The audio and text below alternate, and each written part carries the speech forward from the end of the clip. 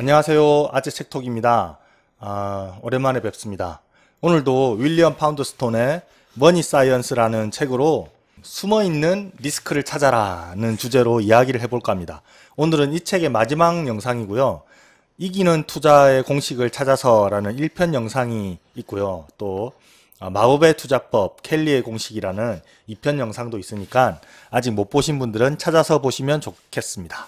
오늘은 산술평균과 기하평균이라는 개념을 통해서 투자 이면에 존재하는 리스크가 무엇인지 알아보겠습니다. 좀 긴 영상이지만 다 보시고 나면 왜 제목이 집중투자 절대로 하지 마라 인지 아마 이런 도발적인 제목을 갖게 됐는지 이해가 되실 거예요.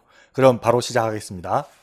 과거 위대한 과학자들과 수학자들은 주식 투자를 했습니다. 천재 수학자인 가우스와 오일러도 주식 투자를 했다고 합니다. 또한 만유인력을 발견한 뉴턴은 이 뉴턴이 주식을 하다가 망한 일은 잘 알려져 있죠. 남의 회사라는 데 투자했다가 2만 파운드를 잃었다고 합니다. 요즘 돈으로 치면 360만 달러라고 하는데요. 환화로 한 40억 정도 되네요. 야, 뉴턴 돈 많네.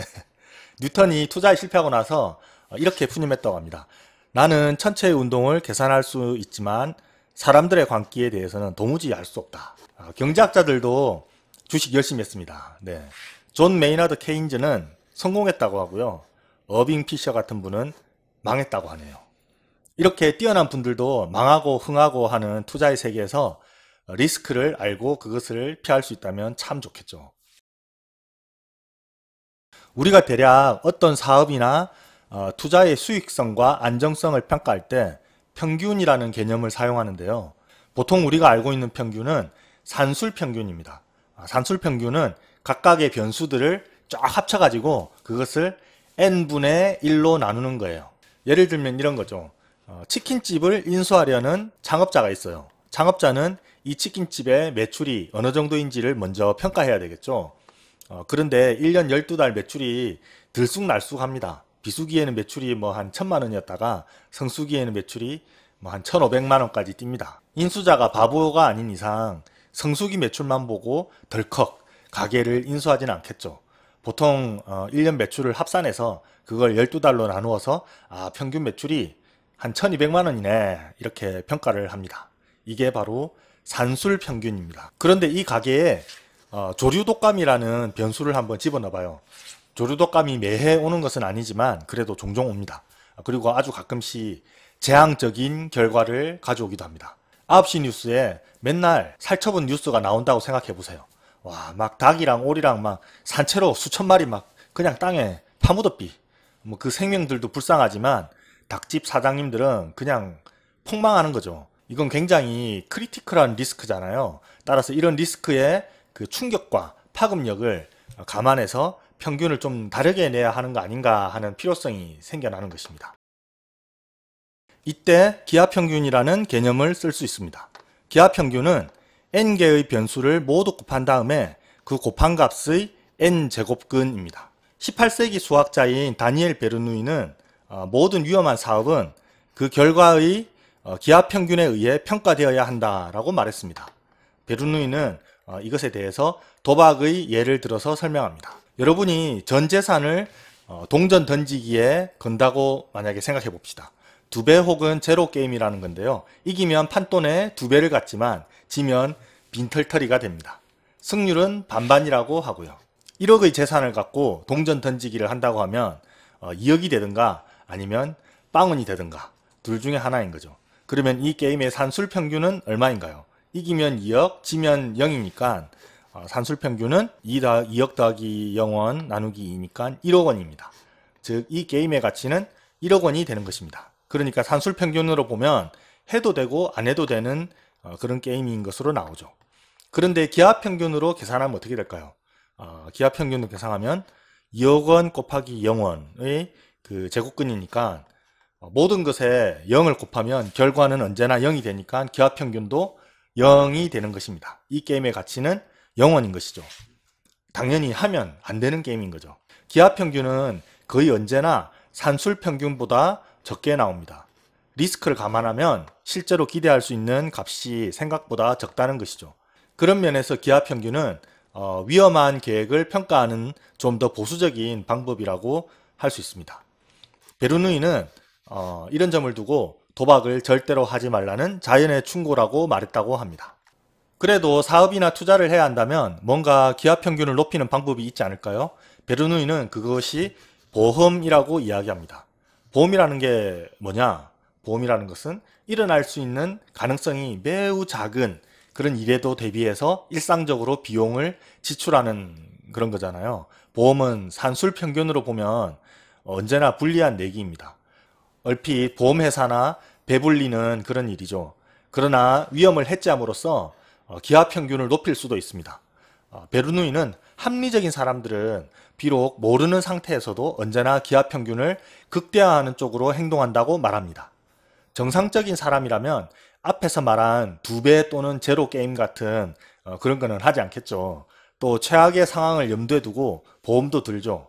그러니까 우리가 수학을 잘 모르더라도 주묵구구식으로만 생각해도 우리는 언제나 수익을 좀 적게 얻더라도 위험을 회피하는 방향으로 본능적으로 행동한다는 것이죠.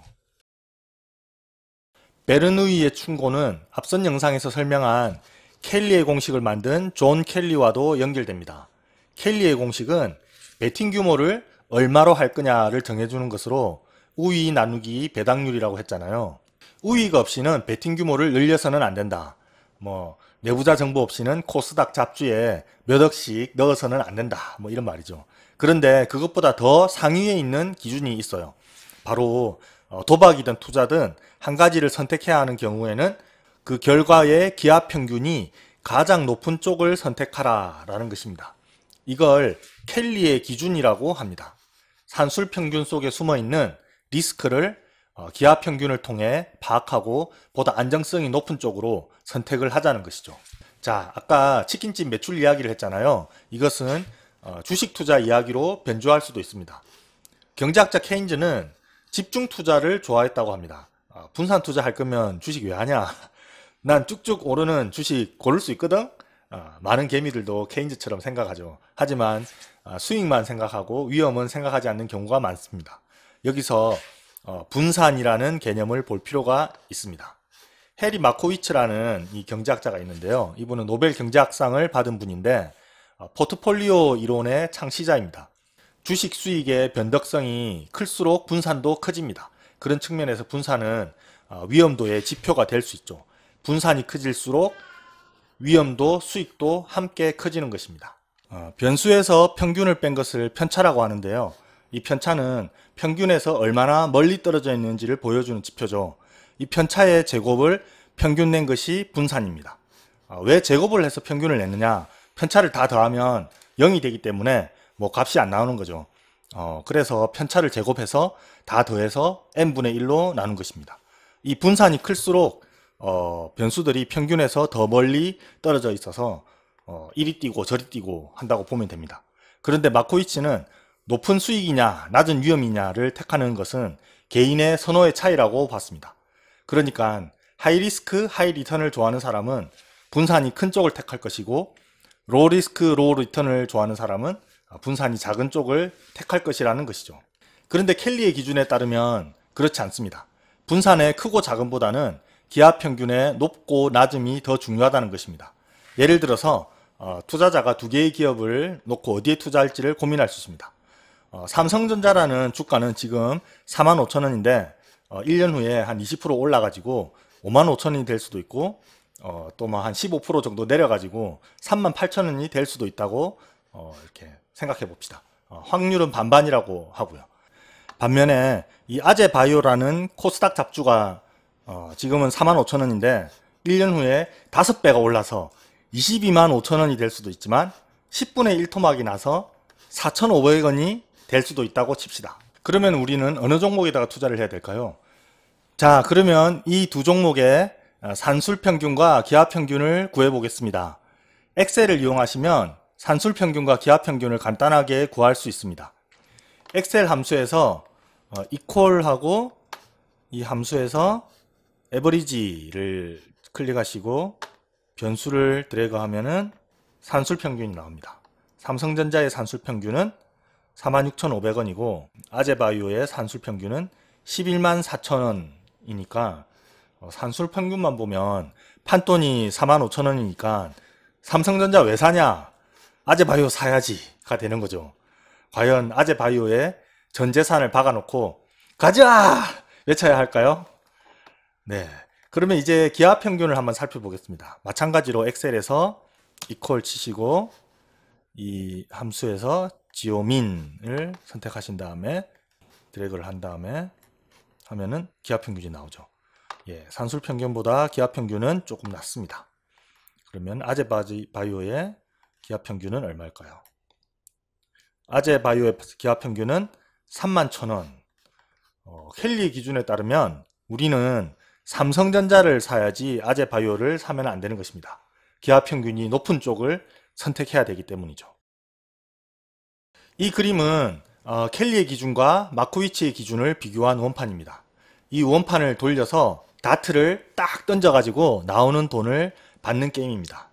뭐 1달러도 있고 2달러도 있고 뭐 여기 3달러도 있고 빵도 있고 뭐 50센트도 있고 뭐 여러가지 금액이 있죠. 이 원판 중에 하나를 골라서 계속 반복해서 게임을 한다고 합시다. 이 원판을 돌려서 얻는 돈을 계속 재투자해서 한다고 해요. 어떤 원판을 선택해서 그 원판으로 계속 돌려야 할까요? 일반적인 사람들은 각 원판의 배당 금액을 평균을 내보면 되겠네 라고 하고 계산기를 두드립니다. 여기 이 원판의 중간에 그 평균의 결과가 나와 있습니다. 평균 배당이 첫 번째 원판은 1.5달러, 두 번째 원판은 1.67달러, 세 번째 원판은 1.75달러입니다. 그러면 뭐 세 번째 원판이 정답이네. 그런데 자세히 보면요, 이 원판들의 성격이 조금씩 달라요. 배당 금액의 차이가 첫 번째 원판은 적습니다. 뭐 1달러, 2달러 요 정도밖에 없죠. 그런데 이 세 번째 원판은 50센트도 있고 3달러도 있고 그렇죠. 그러니까 이 원판들은 오른쪽으로 이렇게 갈수록 그 분산이 증가합니다.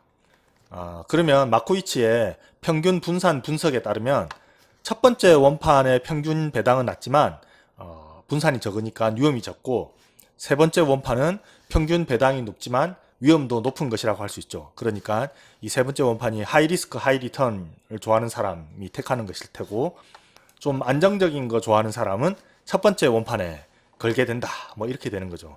그런데 켈리가 중요하게 생각하는 기하 평균을 내보면 답이 다릅니다. 기하 평균은 첫 번째 원판이 1.41달러로 가장 높고, 세 번째 원판이 1.22달러로 그 다음으로 높고요. 두 번째 원판은 제로입니다. 왜 제로냐? 중간에 꽝이 있어서 그래요. 이 0 있잖아요. 0. 낮은 확률이지만 이 두 번째 원판으로 게임을 계속 하다 보면 결국 파산할 수 있다라는 것입니다. 우리는 기하 평균에 대해서 배웠으니까 첫 번째 원판에다가 돈을 걸어야 되겠죠. 기하 평균이 가장 높으니까요. 그리고 두 번째 원판은 절대 쳐다도 보면 안 되겠죠. 주식도 비슷하겠죠. 코스닥 잡주들은 이 0이라는 숫자가 적힌 원판이라고 할 수 있습니다. 0이 뭡니까? 상장폐지. 그러니까 내가 주식을 장기적으로 복리로 투자하는 투자자라면 그런 잡주는 쳐다도 보면 안 될 것입니다. 켈리의 기준은 복리로 투자할 때만 의미가 있습니다. 단리로 투자하는 사람은 켈리의 기준을 따를 필요가 없습니다. 만약에 나는 항상 1달러만 건다, 절대로 복리로 수익금을 재투자하지 않는다라는 그런 원칙을 가진 사람이라면 그분은 산술 평균이 가장 높은 이 세 번째 원판으로만 게임을 하는 게 가장 유리합니다. 만약 이 게임을 매주 한다면 1년 후에, 그러니까 52주 후에 그 사람의 기대 수익률은 91달러가 됩니다. 52 곱하기 1.75달러니까요. 91달러가 되는 거죠. 첫 번째 원판을 선택하면은 1년 후에 78달러가 되고요. 두 번째 원판을 선택하는 사람은 87달러가 되겠죠. 그런데 나는 투자 수익을 항상 재투자한다고 하면요, 그 사람은 기하 평균이 가장 높은 첫 번째 원판을 선택해야 합니다. 매주 1.41배만큼 부를 증가시킬 수 있으니까요. 그러면 이 사람은 1년 후에 부가 6,700만 달러가 됩니다. 만약에 이 두 번째 원판으로 게임을 한다면요, 빵이 되는 거죠. 0에 52승이니까요. 그리고 세 번째 원판으로 게임을 하면은 1.2에 52승이니까 37,000달러가 되는 것이고요. 물론 뭐 꼭 이렇게 된다는 보장은 없습니다. 아주 장기적으로 이걸 하면은 이거랑 비슷한 모양이 된다라는 것이죠. 여기서 기하 평균이라는 것은 결국 알고 보면은 복리 수익률이라는 것을 알 수 있습니다. 집중 투자라는 말 들어보셨죠? 집중 투자는 하나의 유망한 기업에 큰 비중을 실어서 투자하는 것을 말합니다. 한 종목을 진짜 열심히 파서 완전히 파간 다음에 이 회사는 잘 될 수밖에 없다. 나의 분석은 완벽하다 해서 몰빵 비스무리하게 하는 거죠. 제럴드 로브라는 사람이 쓴 목숨을 걸고 투자하라라는 책에 그런 내용이 재밌게 나와 있습니다. 그 반대는 분산 투자입니다. 나는 어느 게 오르고 어느 게 내릴지 모르겠다. 그러면 어떡하지? 그래? 그러면 다 사버려. 다 사버리면 되잖아. 존 보글이라는 이분이 쓴 모든 주식을 소유하라 라는 책이 대표적인 주장이 되겠죠. 인덱스 펀드요. 켈리에 따르면 분산 투자가 집중 투자보다 기하 평균이 높습니다. 당연히 하나의 말에 집중적으로 돈을 거는 경마 투기꾼보다 모든 말에 고르게 분산해서 돈을 거는 투기꾼이 파산할 위험이 적으니까요. 그리고 장기적으로는 생각지도 못하는 그런 우발적인 사건이 일어날 수 있기 때문입니다. 특히 금융시장은 꼬리 위험이 생각보다 두껍다고 알려져 있습니다. 앞에서 보험이 쓸데없는 비용처럼 보여도 실제로 기하평균을 높여준다고 했잖아요. 분산 투자도 마찬가지입니다. 모든 것을 잃을 수 있는 아주 조그만한 위험도 피하라는 것이 켈리의 조언입니다. 따라서 기하평균이 높은 쪽을 택하라라는 것이 그 방법인 것이죠. 켈리의 조언에 따르면 개미 투자자들은 내부자 정보를 아는 한 베팅 금액을 늘릴 수 있지만 이거는 불가능하거나 불법의 영역이겠죠. 그렇지 않다면 분산 투자하라고 조언합니다. 분산 투자가 꼭 인덱스 펀드만 하라는 것은 아니에요. 내 재산을 부동산, 주식, 예금, 사업 이런 것들에 고르게 이렇게 넣어야지 어느 하나에 몰빵하지 말라는 것입니다. 오늘까지 3편의 긴 영상을 시청해 주신 여러분들께 감사드리며 유익하고 재밌는 시간이 되셨길 바랍니다. 감사합니다. 아재 책톡이었습니다.